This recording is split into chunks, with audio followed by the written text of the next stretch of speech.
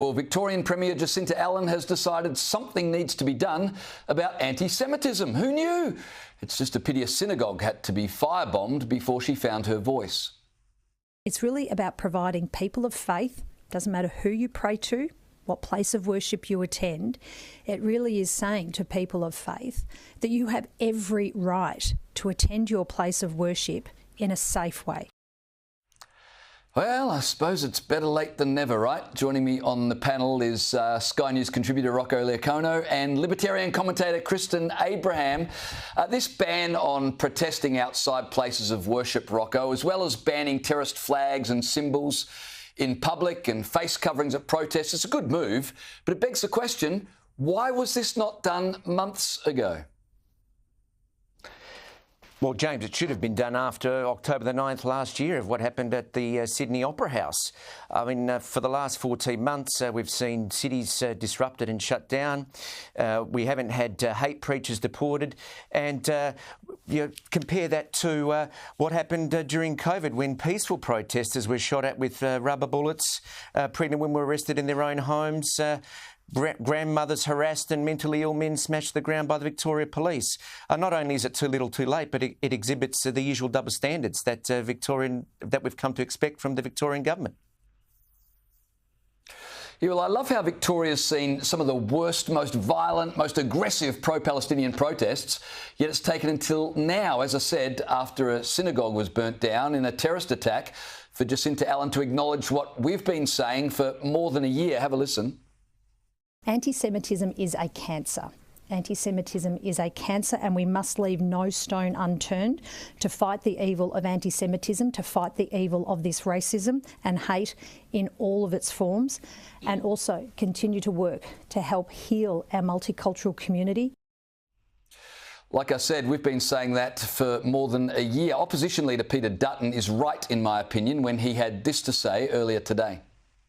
I just can't understand why it's taken the Allan government so long to react to the reasonable requests, particularly of Jewish Australians who have been treated in the most deplorable way. The Premier of Victoria says that she needs to do something about it. Well, of course she does, and she should have done it 14 months ago. Yeah, it does make you curious, doesn't it, Kristen? Why has it taken so long for, Labor federally have been terrible, and we know they've got their eye on Western Sydney seats. It's all very political. What's going on in Victoria? Why has the Premier taken so long to address this? What's not going on in Victoria, James? It's just, fair point. It's a circus around here. But in terms of what they're proposing at the moment, all I can really think of is there already laws on firebombing places? Is there already laws on, doing no harm to others? And aren't there laws that they can be enforcing? The other gentleman did say that there was peaceful protests in the pandemic and they shot rubber bullets at Victorians. So how about they enforce the laws that are already there, rather than proposing a legislation that is potentially going to further impeach civil liberties, which we have a massive problem with here in Victoria? Well, the other irony is it was back in, I think, 2015 that Dan Andrews got rid of the ability for police to move people on if they were creating a problem. And then when that was tried to be brought back by the coalition in 2019, the Labor government opposed that. So like you said, they've had laws in place that they could have used but haven't, or that they got rid of.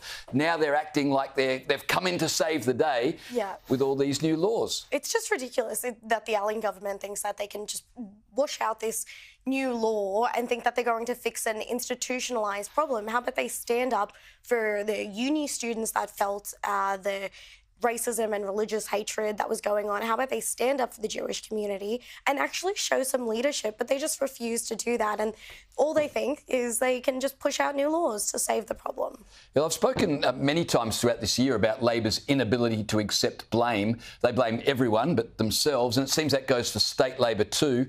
Have a listen to this comment from Jacinta Allan, which had me shaking my head. And what every community of faith and culture, indeed what every Victorian and Australian deserves, are leaders who lead without politics on this matter. We have just seen too many politicians, Liberal politicians, Greens political politicians, who have chosen to use a humanitarian crisis conflict as a cause for political division in our community. I find that utterly unacceptable. Utterly unacceptable. Rocco, can you believe this? You know, we don't want politicians using this issue politically. The Greens, the Liberals. Is she missing anybody? Oh, I thought it was Hamas who invaded Israel and raped women and murdered babies. And yet the Labor Party and their fellow travellers, the Greens, are the ones who have to be dragged kicking and screaming to this point. I mean, you mentioned Western Sydney seats earlier. I mean, this is the thing. The Labor Party has been trying to tiptoe around, not actually condemn the perpetrators of any of these terrorist attacks for fear of engaging in some kind of false notion of Islamophobia. And look, what we saw in the synagogue attack the other day with Bishop Mari Emanuel being stabbed earlier on this year, this is what happens when you have a very liberal, lax immigration policy, when you allow too many people in who aren't willing to accept the values that a liberal democratic society must live under. And this is what's happening in Europe. And when we see in France, which has had a similar kind of lax immigration policy, churches there are attacked on a monthly basis. So this has been imported. And now these people are saying, oh, it's being politicised. It's a disgrace. Social division, though. Let's talk about The Voice. Yeah. Well, I just cannot believe she's talking about politicisation and doesn't mention, you know, Anthony Albanese. I want to talk quickly about poor leadership in another space, and that's in banking. The boss of the Commonwealth Bank, Matt Comyn, says he wasn't behind the decision to charge some customers $3 to withdraw their own funds, Kristen. He says he only learned about this decision through the media. He's the boss. Do you believe him? No, I don't believe him. There's only two situations that happened here. The first one is he didn't know, which is poor form, considering that's your leadership team going out. Or the head of retail that he's trying to throw under the bus is the poor fall guy for something that wasn't very popular in the first place. And if I was a Commonwealth Bank customer, as a libertarian, I believe in freedom of choice, and I would choose to bank with someone else. Absolutely. Rocco, just really quickly, the Commonwealth Bank have, apologised for stress this might have caused to customers. But I mean, when you consider they made a $9.5 billion profit last financial year, is there any reason for them to be charging people to withdraw their own funds? And their apology, mind you, is about the way they communicated it. They still intend, as I understand it, to implement this just a little later down the track once the furor dies down.